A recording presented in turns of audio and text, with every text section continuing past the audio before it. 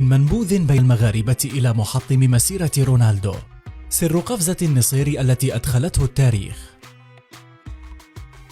من اعتقد بأن كريستيانو رونالدو جلس على مقاعد البدلاء في مقابلة ربع النهائي بين البرتغال والمغرب في ملعب الثمامة فهو مخطئ، فالدون الحقيقي لعب وشارك أساسيا، ولكن بالقميص المغربي، صاروخ ولكن ليس من ماديرا بل من داخل أسوار فاس. إنه يوسف النصيري يا سادة يا كرام، الذي أنهى مسيرة رونالدو بنصل سلاحه المفضل وارتقى كبطل خارق ليطير حاملا المغرب إلى المربع الذهبي.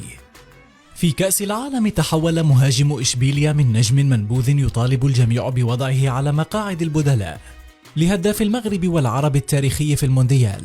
فما سر هذا التحول الكبير في لياقة النصيري لدرجة جعلته يتفوق على كريستيانو نفسه؟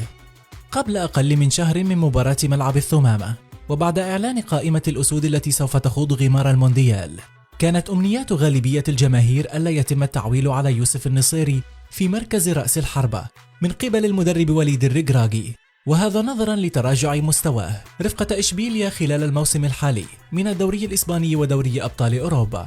ولا يستطيع أي شخص لوم هؤلاء، فالنصيري هذا الموسم لم يهز الشباك في الليغا خلال 10 مباريات بقميص الفريق الأندلسي. وحتى على الصعيد الدولي في بطولة الأمم الإفريقية الأخيرة بالكاميرون كان المهاجم الأساسي للأسود، ورغم ذلك لم يسجل سوى هدف وحيد ضد منتخب ملاوي. ولكن أسد الأسود الذي تخرج من ملعب الشعب الترابي الشهير في العاصمة العلمية للمغرب وجد نفسه مرة أخرى في بطولة كأس العالم الحالية، وعاد لقمة مستواه، بل ووصل لمرحلة من التوهج لم يصل لها من قبل.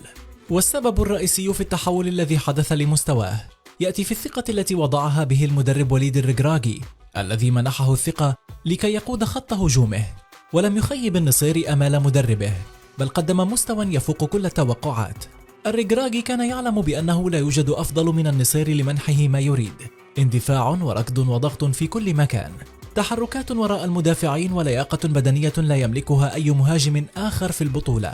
وأبرز دليل على براعة النصيري البدنية بعدما كان أكثر اللاعبين ركضا ضد كرواتيا وبلجيكا وأول أسلحة الضغط للركراكي، كان صاحب الارتقاء الإعجازي الذي ربما يصنف الأعلى عبر تاريخ كؤوس العالم بمسافة 279 سنتيمترا في هدف الانتصار التاريخي على البرتغال، والذي تخطى فيه حارس المرمى دييغو كوستا رغم خروجه رافعا كلتا يديه، مما يعني أن الارتقاء الذي وصل له الأسد المغربي يفوق أي تصور ويتجاوز أرقام أشهر قفزات كريستيانو رونالدو.